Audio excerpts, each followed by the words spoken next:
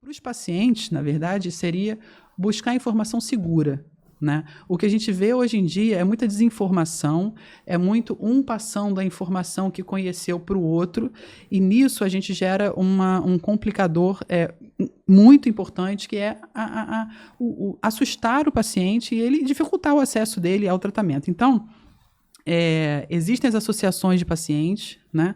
Algumas associações de pacientes têm informações bem relevantes, tem lista de especialista, tem lista de equipe multidisciplinar. Então, muito importante isso. Eu tenho atrofia muscular espinhal, então eu vou procurar a associação de atrofia muscular espinhal e lá eu vou ter informações seguras e precisas.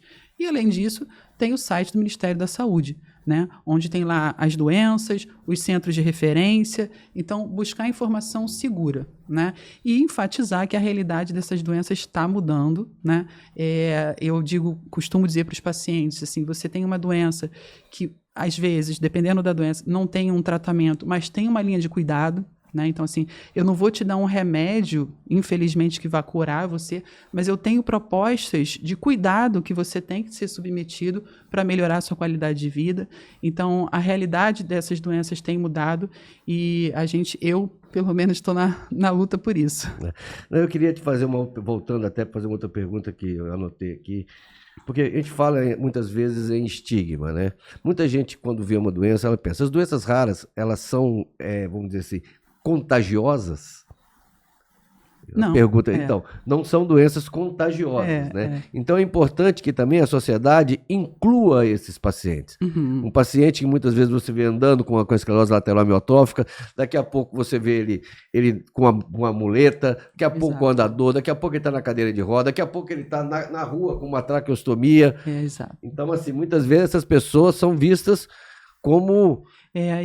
essa visão que eu queria, exatamente. Então, não são doenças contagiosas. Não são pessoas que têm que ser incluídas, têm que ser abraçadas e exatamente. Têm que ser, como se diz, fortalecidas, né? Da parte médica, eu posso dizer assim, como eu falei, né? A gente aprende o que é mais comum.